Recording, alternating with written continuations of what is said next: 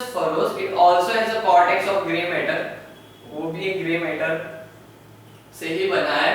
उनके फंक्शन है to maintain the balance of the body का बैलेंस मेंटेन करना and to coordinate muscular activities को कोऑर्डिनेट करना। जैसे कि अब मैंने खाया है तो मेरा इसोफेगस का कॉन्ट्रैक्शन है वो शुरू हो जाएगा, उसके बाद इसोफेगस में सब खाना स्टमक में चला गया है तो फिर इसोफेगस कॉन्ट्रैक्शन वो स्टॉप कर देगा। तो ऐसे जो मस्कुलर एक्टिविटीज है voluntary as well as involuntary वो कंट्रोल करता है cerebrum.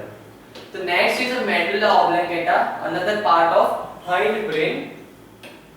It is the lowest part of brain which is connected to the spinal cord. Okay, तो जो medulla oblongata है वो spinal cord से connected रहता है और जो brain का lowest part है, it is center for breathing, coughing, swallowing. It is a center for breathing, coughing and swallowing. Okay, तो ये जो है उनको वो control करता है. It controls heartbeat, the movement of alimentary canal and many more involuntary functions. ये जो medulla oblongata है वो यहाँ पर heartbeat, breathing, एलिमेंट्री कैनाल को कंट्रोल करता है and many other involuntary actions. Mean आपको अगर मेडुला ऑब्लंगेटा में कोई इंजरी हो तो आपको सीधा अफेक्ट होगा आपकी हार्ट बीट पर और जो इनवॉलंटरी फंक्शन है जैसे कि breathing. Okay, almost it is involuntary.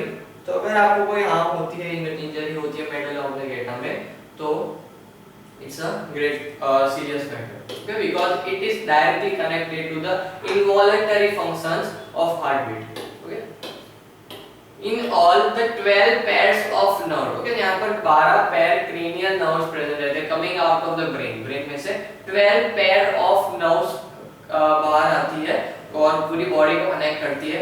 Some of these are sensory, motor and some of are mixed type. Okay, जो हमने रिले और मिक्स पढ़ा था, जो ब्रेन में से 12 पेयर ऑफ नर्व्स है उसमें से कुछ सेंसरी रहती है, कुछ मोटर रहती है और कुछ मिक्स्ड नर्व रहती है। द स्पाइनल कॉर्ड, ओके, जो ब्रेन हमने देखा, हम नेक्स्ट टाइम और स्पाइनल कॉर्ड देखते हैं। The spinal cord extend from the medulla of the brain downwards to the whole length of backbone. जो बैकबोन है उसके बीच में से वर्टिब्रल कॉलम की कैविटी में स्पाइनल कॉर्ड प्रेजेंट रहता है जो कि बैक के एंड तक होता है। It is wrapped in a same 3 meninges as a brain, जो कि 3 पार्ट था, ब्रेन के 3 मेम्ब्रेन्स थे, उसी से ही ये स्पाइनल कॉर्ड भी बना हुआ होता है। And the space between them is contain the same, और उनके बीच में भी जो स्पेस है उनमें सेरेब्रोस्पाइनल फ्लूइड प्रेजेंट रहता है। The arrangement of white and gray matter is reversed, लेकिन जो अरेंजमेंट है white and gray matter का वो रिवर्स है इसमें। ओके, अगर ब्रेन में ऊपर व्हाइट, ऊपर ग्रे था और अंदर व्हाइट था तो यहाँ पर बाहर व्हाइट होगा और यहाँ अंदर grey matter. The white matter, okay, the same, that is the white matter is outside and the gray matter is inside. Functions क्या होते हैं स्पाइनल कॉर्ड के?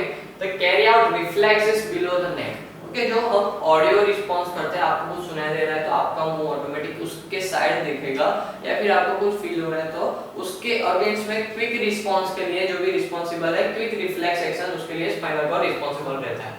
Conducts sensory impulses from the skin and muscle of the brain. जो skin और skin से लेकर जो भी सेंसरी नर्व्स है उसे ब्रेन तक कनेक्ट करता है spinal cord. And conducts motor responses from the brain to trunk and limb. Okay, तो ब्रेन है वो स्पाइनल कॉर्ड से ज़्यादा कनेक्टेड रहता है और स्पाइनल कॉर्ड से नर्व्स जो रहती है वो पूरी बॉडी में कनेक्टेड रहती है। इसी वे में सेंसरी और एफरेंट और इफरेंट नर्व्स दोनों का पाथवे ऐसा रहता है।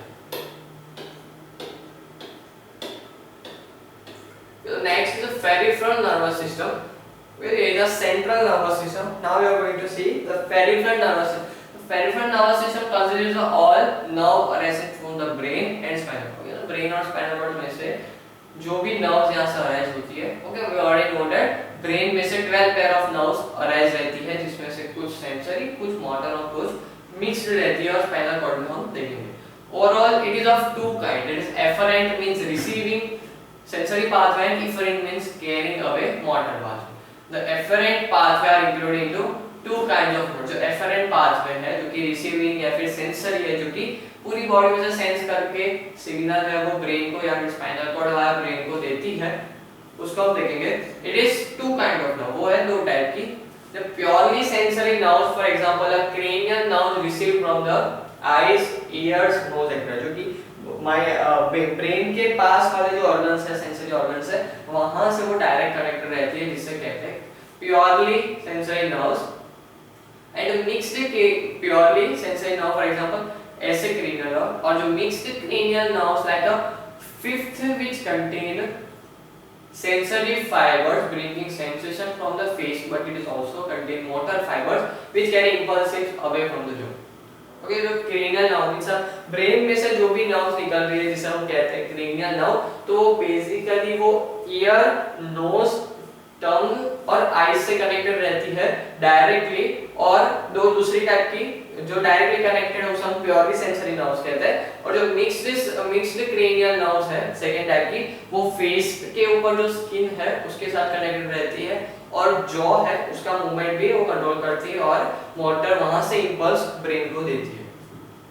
ये मींस आप ऐसा कह सकते हो कि जो ब्रेन से नर्व्स निकल रही है that are only up to face. Next है जो इफरेंट पाथवे, ओके, जो कि सेंडिंग है, जो कि ब्रेन प्रोसेस करके इंफॉर्मेशन लेके कमांड देता है या फिर सिग्नल देता है, तो वो जो नर्व्स है वो दो टाइप में डिवाइडेड, जैसे कि सोमैटिक एंड ऑटोमेटिक। तो somatic nervous system controls the voluntary muscles. Okay, तो सोमैटिक नर्वस सिस्टम है जो हमारे विल के अकॉर्डिंग वो वर्क करती है, that is a somatic nervous system. It includes most cranial nerve as well as the motor nerve fibers of a spinal cord. Spinal cord में से निकली हुई मैक्सिमम वो कनेक्टेड रहती है, but these both convey message from CNS and voluntary muscles. वो voluntary muscles तक signal पहुंचाती है for certain movement. और जो ऑटोमेटिक नर्वस सिस्टम है जो कि इनवॉलंटरी फंक्शन परफॉर्म करते हैं, they are again divided into two types, that is sympathetic nervous system and parasympathetic nervous system according to their function, कि वो सेंसरी फंक्शन परफॉर्म कर रहे हैं या फिर एफरेंट पाथवे है या फिर इफरेंट पाथवे। तो हमारी ब्रेन और स्पाइनल कोर्ड जैसे कि कहा गया है, there is a 12 pair of 1 2 3, ये 4 है जो कि जॉ तक पहुंच रहा है, स्टमक तक पहुंच रहा है, एंड 1 2 3 4, ओके, तो ऐसे कुछ 4 12 पेयर से कंप्लीट नहीं यहाँ पर भी।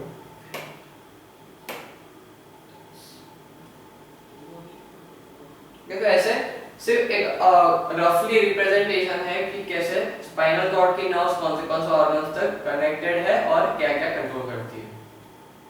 तो ये जो ब्रेन से निकल रही है उसे हम कहते हैं ओके क्रेनियल नर्व्स, और ये जो है वो पैरासिम्पैथेटिक नर्व्स कहते हैं, और जो नर्व स्पाइनल कॉर्ड से निकलती है उसे हम कहते हैं sympathetic.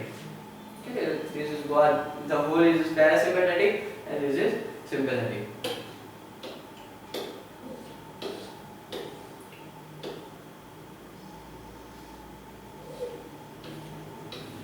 Sympathetic nervous system prepares the body for facing emergency situation and parasympathetic nervous system re-establish the normal condition। तो parasympathetic है वो नॉर्मल हमारा बॉडी टेम्परेचर या फिर एक्शंस या फिर सिक्रीशन ऑफ हार्मोन को नॉर्मल वापस लाने में हेल्प करता है, और जो सिंपैथेटिक नर्वस सिस्टम है वो क्विक रिफ्लेक्स के लिए हमारे बॉडी में है, जो कि इमरजेंसी के लिए हमें सपोर्ट करती है। The opposite effect of two subdivisions of autonomic nervous system on different types। तो यहाँ पर ऑर्गन है और उनके सिंपैथेटिक एंड पैरासिम्पैथेटिक फंक्शन है, जैसे कि आई प्यूपिल हो गया, तो यहाँ पर डिलेटेड एंड कंस्ट्रिक्शन। ओके, तो जो हमारा प्यूपिल है वो कंस्ट्रिक्ट होता है और रिलैक्स होता है, कॉन्ट्रैक्ट एंड रिलैक्स होता है, तो उसके बेस पर यहाँ पर सिंपैथेटिक एंड पैरासिम्पैथेटिक एक्टिविटीज है। हार्ट बीट है तो sympathetic means speed up and parasympathetic means slow down. Then blood vessels on skin, so constricted and parasympathetic, so delayed।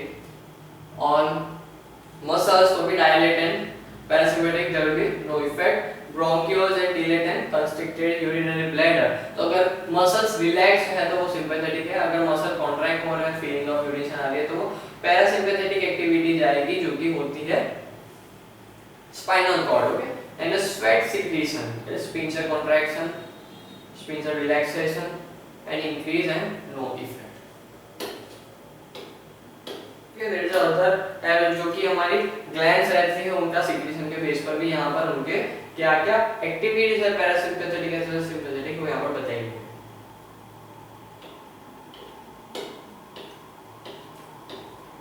Next is जो नर्वस सिस्टम हमने पढ़ा वो कौन सी यूनिट पर काम करती है, what are the structure and function unit of nervous system, वो हम देखेंगे।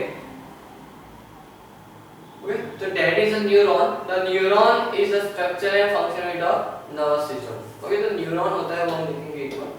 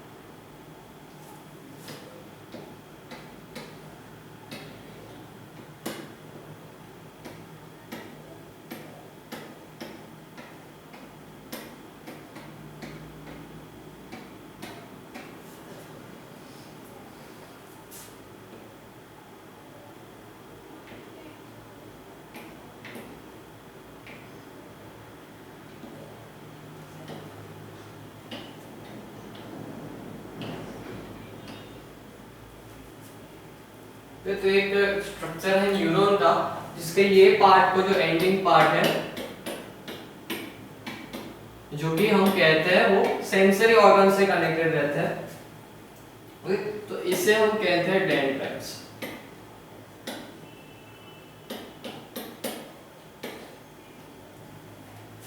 इस पार्ट को हम कहते हैं एक्सॉन, और इसे नर्व एंडिंग।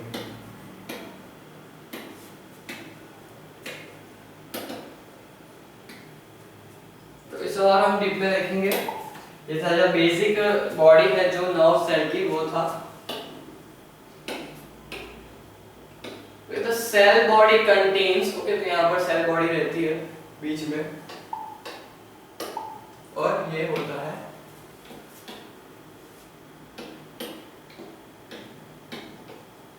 सेल बॉडी कहते हैं, या फिर साइटोन कहते हैं। The cell body contains nucleus and cell organelles in cytoplasm। तो बीच में साइटोप्लाज्म रहता है और सेल बॉडीज रहती है। Next is dendrites, branching process जो फैले हुए रहते हैं उसे डेंड्राइट्स कहते हैं। Extended out from the cell body, they bring signals from the receptors और फ्रॉम द एक्सॉन एंडिंग और अनदर न्यूरॉन। ओके, तो वो कनेक्टेड रहते हैं डेंड्राइट्स टू नर्व एंडिंग से। This may be as a 200 dendrites in a single neuron, allowing as many as connection with the axon ending to the another neuron। तो एक neuron है वो एक दूसरे से ऐसे कनेक्टेड रहता है, ये हो जाता है नर्व एंडिंग। ओके, दूसरा ऐसे कनेक्टेड रहता है,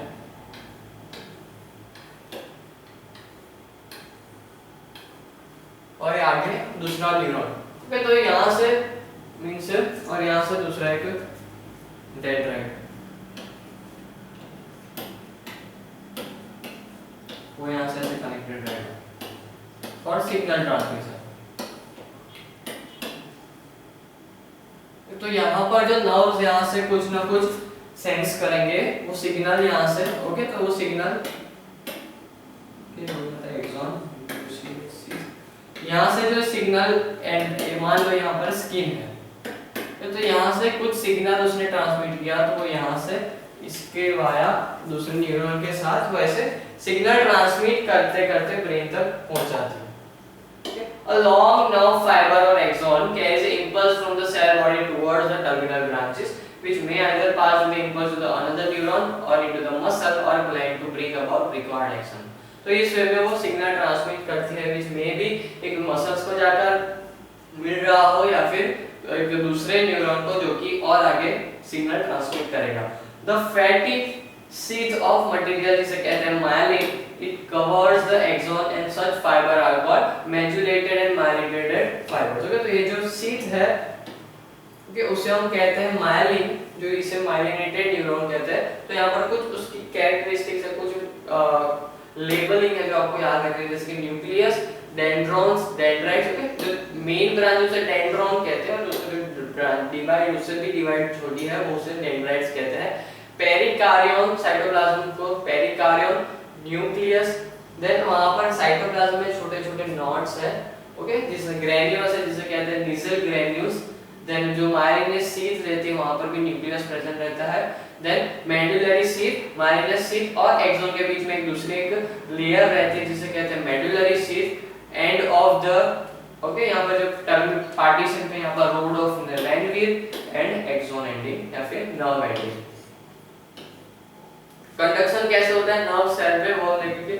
The conduction of the nerve impulse to the nerve fiber is electrical in nature, वो electrical in nature होता है and one through synapse in the chemical unit। synapse means एक connection form करता है उसके वजह से along the neuron electrical signal। okay, तो कैसे ट्रांसफर होता है वो देखेंगे। The transmission that is moving one end to another often nerve impulse through the nerve fiber is electrochemical, it is not simple as flow of electron, though the electrical wires are travel as a wave of depolarization। In the normal resting condition, outside the nerve fiber carries positive charge। In this condition, nerve fiber is said to be polarized। अगर उस पे positive charge है nerve fiber पे तो polarized रहेगा। This polarized is due to the presence of more sodium ion outside the cell membrane। Cell membrane के बाहर की साइड अगर ज्यादा सोडियम आयंस प्रेजेंट रहेंगे तो वो पॉजिटिव इन चार्ज होगा। Such state is maintained due to the sodium ion being continuously pump out by a meaning of sodium potassium pump. Nerve cell में यहाँ पर एक सोडियम पोटेशियम पंप प्रेजेंट रहता है जो कि अगर कोई सिग्नल ट्रांसमिट नहीं हो रहा तो उसके ऊपर सोडियम पूरे नर्व सेल में यहाँ पर पोलराइज कर देंगे, पॉजिटिव कर देंगे क्योंकि सोडियम का डिपोजिशन होगा। Operating by active transport using of ATP. Sodium potassium pump is a carrier protein on the plasma membrane which transport sodium and potassium ion across the membrane. Okay, तो जो signal है वो sodium और potassium के साथ-साथ transmit होता है। Normally it is move from the region of high concentration to lower concentration. The changes when stimulation आया तो अब चेंज कुछ स्टिमुलस फील हो रहा है तो क्या होगा, the axon membrane at that spot become more permeable to sodium ion which move inward and bring due to deposition. अब जो सोडियम Na पॉजिटिव आयन जो कि डिकम्पोज से आउटर सरफेस पे तो आपको स्टिमुलस आएगा तब वो सोडियम आयंस जो एक्सॉन के अंदर चले जाएंगे और एक्सन को डीपोलराइज कर देंगे, एब्जॉर्ब हो जाएंगे। Localise the charge from positive रहेगा, वो अब जब कोई स्टिमुलस फील हो रहा है तब वो नेगेटिवली चार्ज होगा। This point of depolarization itself becomes the stimulus for adjoining area of the membrane, which in turn become depolarized. Meanwhile, the previous area becomes repolarized due to active movement of sodium।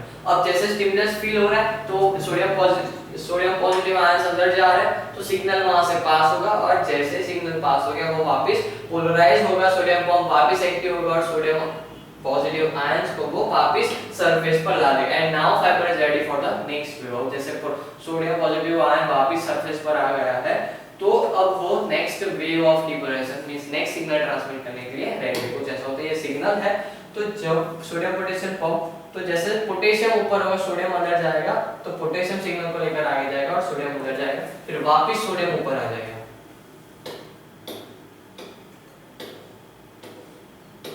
इसी वे में continuous nerve impulse जो है वो travel कर रहा है over the synapse. अब synapse क्या होता है, नर्व एंडिंग है। ओके, यहां से यहां जॉइंट है, एक नर्व एंडिंग और एक डेंड्राइट जॉइंट है तो कुछ इस टाइप का होता है। एक नर्व एंडिंग है और यहां पर दूसरा डेंड्राइट है। ओके, ये नर्व एंडिंग और ये डेंड्राइट, तो इनके बीच में से सिग्नल ट्रांसमिट कैसे होता है वो हम देखेंगे।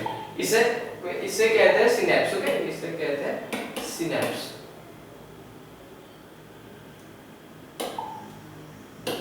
Impulse traveling through nerve fiber may reach either its destination for action or other dendrite। Okay, action पर जा रहा है मींस कोई मसल के पास एंड आ गया या फिर कोई दूसरे डेंड्राइट फॉर फर्दर ट्रांसमिशन के लिए जा रहा है। The meeting place is called synapse. जहां से वो ट्रांसमिट होता है वो प्लेस को हम कहते हैं सिनेप्स। दो मीट कर रहा है, एक दो डेंड्राइट और एक्सॉन या फिर मसल्स के सेल्स या फिर डेंड्राइट या फिर एक्सॉन, तो वो मीटिंग पॉइंट को हम कहते हैं synapse. Transmission over synapse is a chemical. अब जो इलेक्ट्रिकल सिग्नल है वो अब सिग्नल है नर्व सेल में तो वो इलेक्ट्रिकली ट्रांसफर होता है, लेकिन जब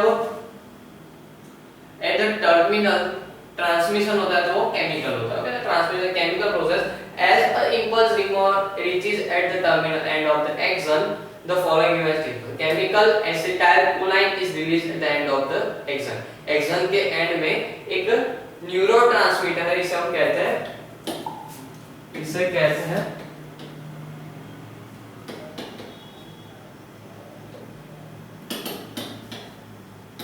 न्यूरोट्रांसमीटर, जो कि केमिकल वे में सिग्नल को ट्रांसफर करने में हेल्प करता है। और chemical acetylcholine is released at the end of the action.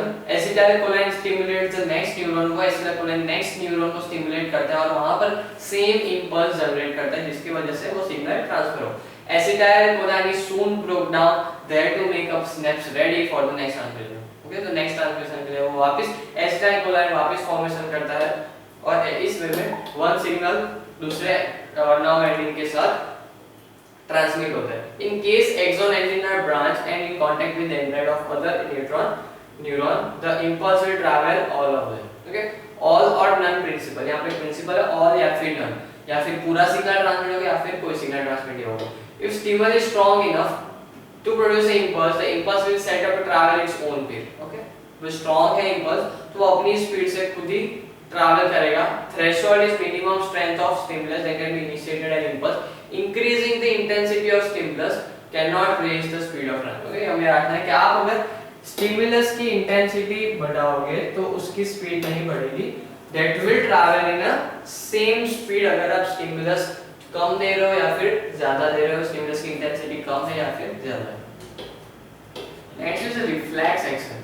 Reflex is automatic quick and involuntary action. अगर आप खेल रहे हो गार्डन में आपने सांप देखा तो आपका माइंड तुरंत रिफ्लेक्स करेगा कि भागो यहाँ से, तो वो एक रिएक्शन हुआ जो कि रिफ्लेक्स कहलाता है, जो कि स्पाइनल कॉर्ड लेता है। Okay, reflex action is all responsible due to spinal cord. You instantaneously withdraw your hand on accidentally touch a hot plate. अगर हॉट प्लेट आपने टच कर ली एक्सीडेंटली तो आप तुरंत वो हाथ हटा दोगे, जिसकी वजह से ये रिफ्लेक्स एक्शन कहलाता है। ओके, और शार्प थॉर्न, कांटा लगा है तो फिर वो आप तुरंत वो हाथ वहां से विथड्रॉ कर लोगे।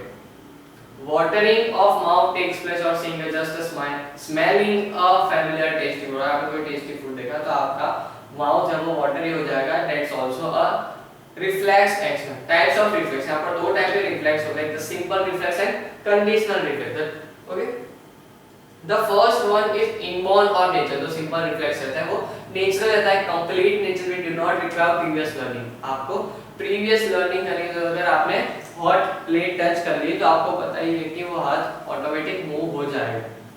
ओके, तो वहां पर कोई लर्निंग नहीं चाहिए, जिसे कहते हैं simple reflex. And the other one is outcome of repetition experience. अगर आप स्नेक जो सांप पकड़ते हैं उनके पास एक कंडीशनल रिफ्लेक्स रहता है, अगर वो सांप देखेंगे तो दैट विल मेमोराइज कि अब मैं क्या करूं। Okay, and the brain actually remembers the taste of food. And और जो वाटरिंग ऑफ माउथ रहता है उसमें भी ब्रेन को याद रहता है कि जो फूड मैं देख रहा हूं उसका टेस्ट कैसा है, that's why such reflex is a conditional reflex. Okay, जो कि मेमोरी बेस्ड रिफ्लेक्स रहता है उसे हम कहते हैं कंडीशनल रिफ्लेक्स, और जो कंप्लीट नेचुरल ऑटोमेटिक रहता है उसे हम कहते हैं सिंपल रिफ्लेक्स। सिंपल रिफ्लेक्स कुछ example, quick closing of eyelid और नोटिसिंग सच सब्सटेंस अप्रोचिंग है। कुछ आपकी ओर आ रहा है तो आप तुरंत आंख क्लोज कर देते हो। Coughing when the food swelling enters the wind pipe instead of food pipe. आपने जो विंड पाइप और फूड पाइप है वो एक ही ओपनिंग से डिवाइड होते हैं, जैसे कि ग्लॉटिस से। तो अगर फूड एंटर हो जाता है विंड पाइप में तो आप तुरंत कफिंग शुरू हो जाएगा, दैट्स व्हाई वो एक simple reflex. Narrowing the प्यूपिल in strong light. जो स्ट्रांग लाइट अगर हो रही है, आप धूप में खड़े हो तो आपका जो प्यूपिल है वो नैरो हो जाएगा, सिकुड़ जाएगा, that's why minimum intensity can enter the eye. And if the foot और sleeping person is triggered in a jerky way, a foot of sleeping person is triggered, और नींद में कभी बार वो पैर थोड़ा जर्क होता है, वो that is simple reflex. Okay, next is conditional reflex. Conditional reflex is applying brakes in your vehicle। जब आप कोई vehicle चला रहे हो तो आप brakes apply करोगे on seeing कि क्या condition है। Okay, that's why it is called conditional reflex। Tying shoelace while talking to someone। not knowing whatever you're the first putting your left lace over the right lace or vice versa. Okay, तो जो lace आप बांधते हो वो भी एक conditional reflex है. A dog runs away if he notice you kneeling down and if you pick up a stone for staying. अब आपको कोई कुत्ते को देखकर आप नीचे झुकोगे, आप स्टोन नहीं उठा रहे फिर भी कुत्ते को ऐसा लगेगा that it is trying to hurt me, तो वो एक कंडीशनल रिफ्लेक्स हुआ. And standing up on seeing the teacher enter the class, कोई टीचर एंटर हो रहा है तो आप स्टैंड अप हो जाओगे फॉर विशिंग, तो एक हुआ कंडीशनल रिफ्लेक्स. ये मैकेनिज्म क्या होते हैं रिफ्लेक्स के? तो some reflex are brought to the brain, कुछ रिफ्लेक्स है जिसे हम सेरेब्रल रिफ्लेक्स कहते हैं जो कि ब्रेन से होते हैं, सच एज क्लोजिंग ऑफ आई, क्योंकि फेशियल जो भी हमारे सेंसर हो गए वहां पर कोई भी रिफ्लेक्स लेने होंगे तो वो ब्रेन ही लेगा. वाइल पूरी बॉडी में कोई दूसरी जगह पर है तो वो स्पाइनल रिफ्लेक्स वहां पर रोल प्ले करता है. The pathway is a simple spinal reflex action is represented directly. तो ये सेंसरी, ओके, इसे हम पढ़ेंगे तो आपको पूरा रिफ्लेक्स पता चल जाएगा. तो यहाँ पर सेंसरी स्किन है, उसने कुछ रिफ्लेक्स किया तो यहाँ से नर्व के वाया वो सिग्नल देगा. It is spinal cord, spinal cord में विदाउट एनी थिंकिंग कोई भी रिफ्लेक्स लेने के लिए कोई भी मेमोरी या फिर थिंकिंग यहाँ पर जरूरी नहीं होती. दैट्स व्हाई स्पाइनल कॉर्ड ने क्विक एक्शन लिया और हमारे मसल्स को कमांड दिया कि withdraw your hand which is on the flame.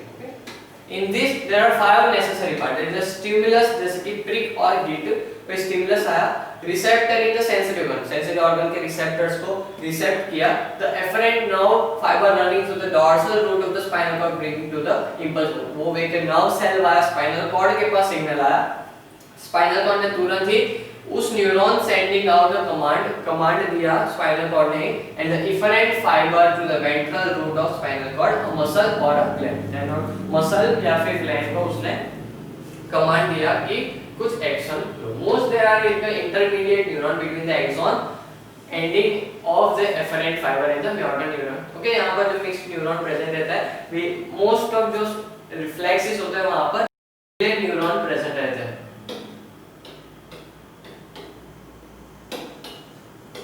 तो next is the sensory receptor. Okay, तो कब से sensory receptor, sensory glands, skin, वो सब हम देख रहे हैं. तो सेंसरी रिसेप्टर्स कौन से हमारे बॉडी में वो दिखेंगे.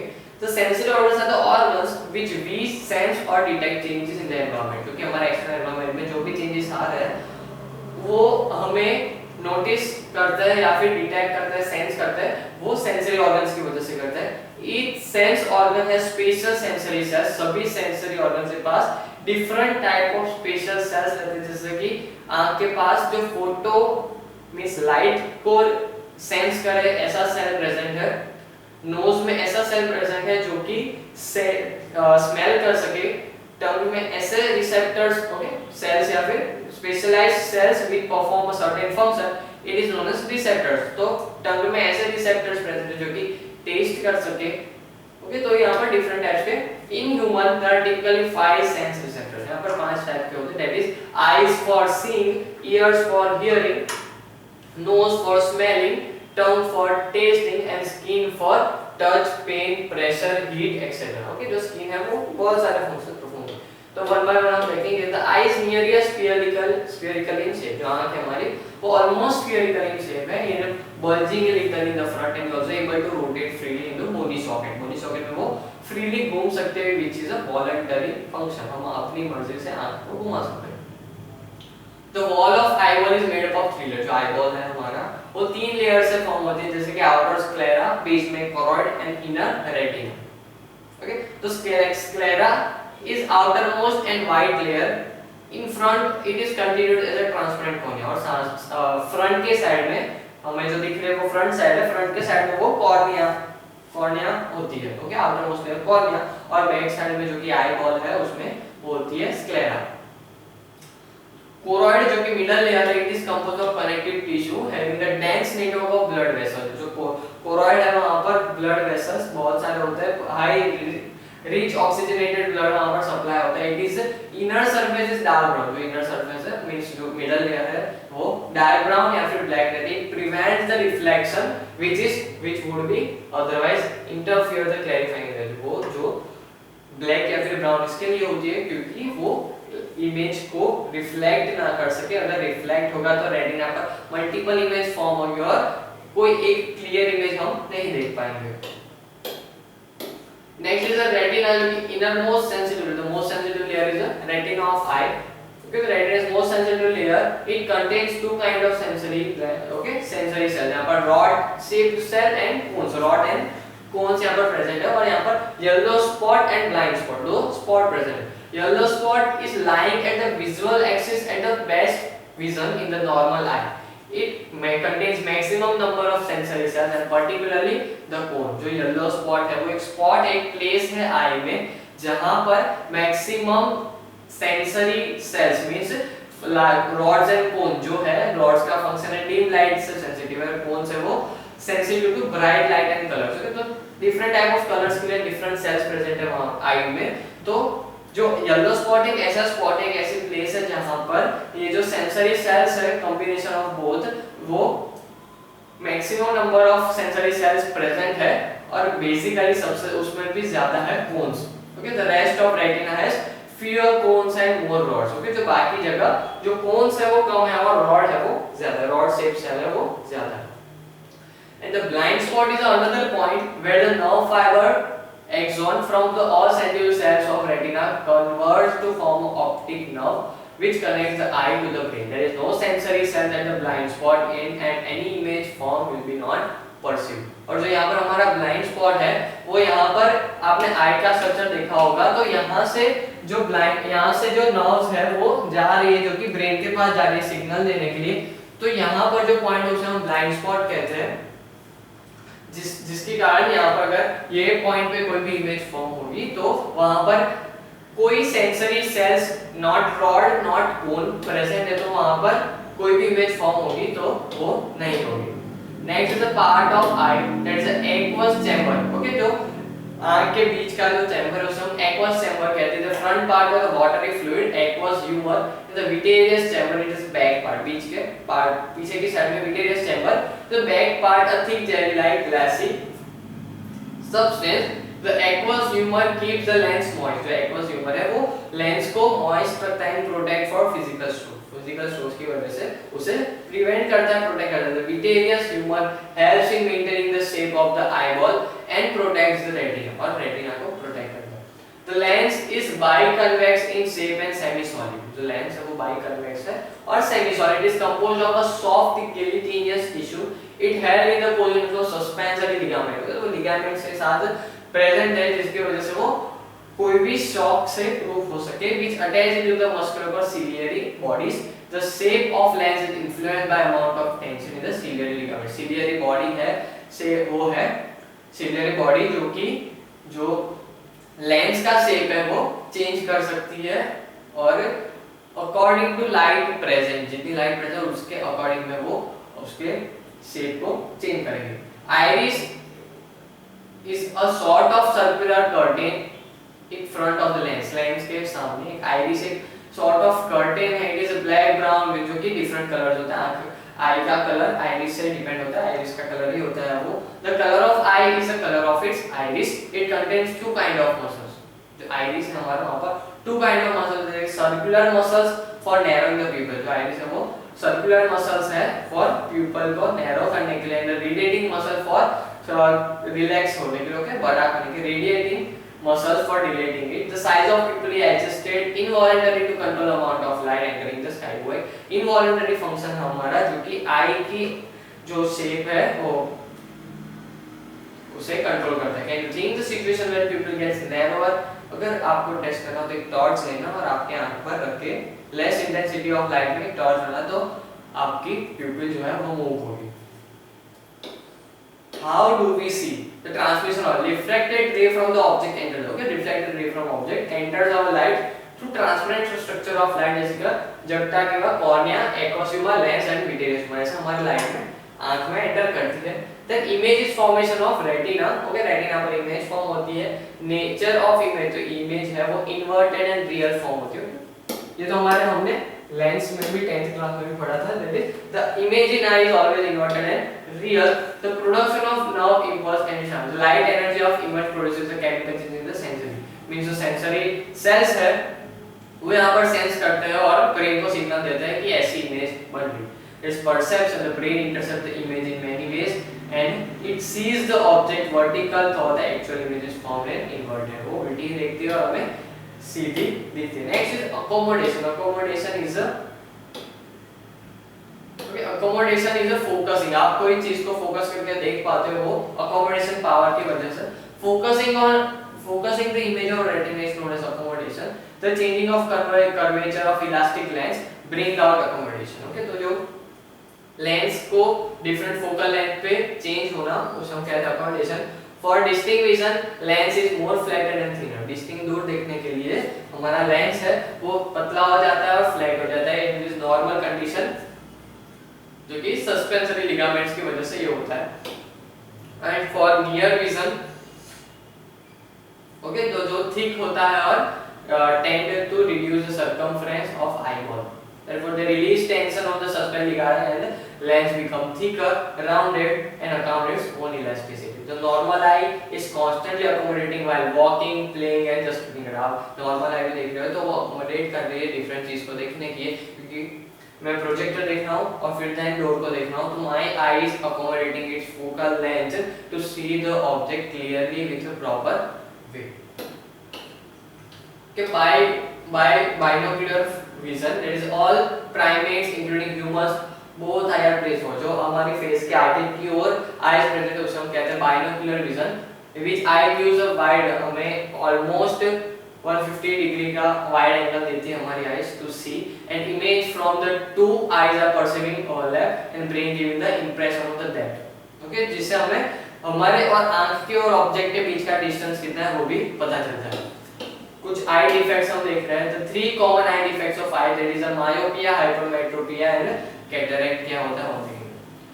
जो myopia होता है जिसमें हमारी नियर साइटेडनेस होती है, तो मीन हम दूर का नहीं देख सकते। Near object are clearly seen but distant object नहीं देख, हम दूर की ऑब्जेक्ट नहीं देख सकते, जिसे हम कहते हैं myopia।